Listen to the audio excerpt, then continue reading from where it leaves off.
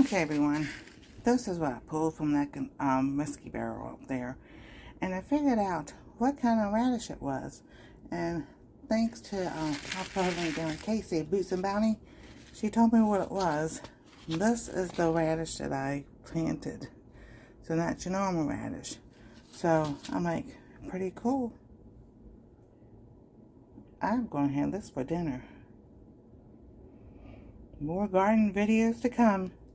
God bless, stay safe, we love y'all, and we'll see you next time on Our Treasure Home.